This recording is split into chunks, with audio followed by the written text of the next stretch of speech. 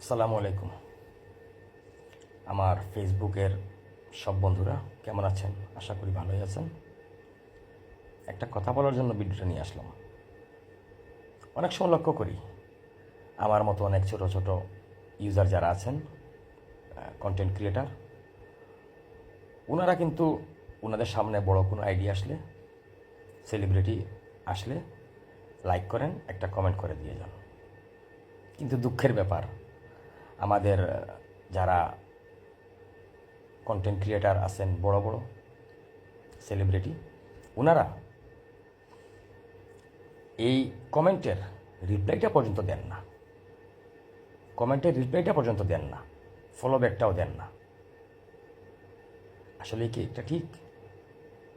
আজকে আপনি বড় হয়েছেন, হয়তো আমি সাপোর্ট করিনি, কিন্তু আমার মতোই ছোটো ছোটো যারা ইউজার আছে তাদের জন্য কিন্তু আপনি আজকে এই স্থানে এসেছেন, এই পর্যায়ে আসতে পেরেছেন আপনি আমার মতো ছোট ছোট ইউজারদের জন্য।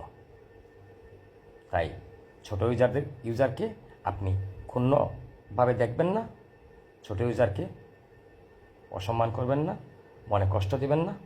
ছোট ইউজার যারা, তাদের জন্যই আজকের আপনার এই চেয়ারটা, তাদের জন্যই আজকের আপনার এই পজিশনটা। বুঝেছেন? আমিও একজন ছোটো মোটো একজন কন্টেন্ট ক্রিয়েটার। আমার সামনে একটা ভিডিও যদি আসে, একটা পোস্ট আসে, আমি কমেন্ট না করে, রিয়াক্ট না দিয়ে আমি ওইটা ধাক্কা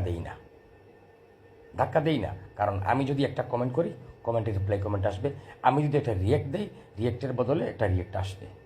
আর এই প্ল্যাটফর্মটা একা একা এগোনো যায় না। সাপোর্টের প্রয়োজন আছে, সমর্থনের প্রয়োজন আছে, অডিয়েন্সের ভালোবাসার প্রয়োজন আছে। সব কিছুর ঊর্ধ্বে একে অন্যের সাপোর্টের প্রয়োজন আছেই আছে। কিন্তু যারা বড় বড় কন্টেন্ট ক্রিয়েটার আছে, তারা মনে করেন এখন তো আমি একটা জায়গায় এসে গেছি, তোমাদের আমার আর কোনো প্রয়োজন নেই।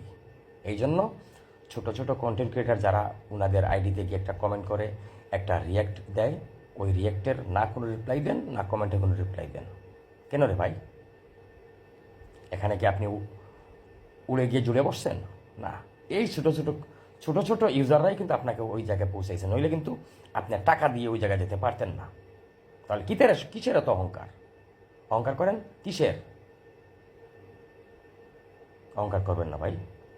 অহংকারটা শুধুমাত্র আল্লাহর চাদর।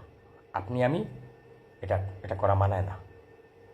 সবাইকে ভালোবাসেন, সবাইকে সমর্থন করেন, সবাইকে সাপোর্ট করেন, একে অন্যে সাপোর্ট করে একে অন্যকে এগিয়ে নিয়ে যান। এই প্ল্যাটফর্মের সিস্টেমটাই এটা। যদি আমার কথায় কেউ মনে কষ্ট পেয়ে থাকেন, মন থেকে মুছে ফেলবেন, আমাকে ক্ষমা দৃষ্টিতে দেখবেন। ভালো থাকবেন। আসসালামু আলাইকুম।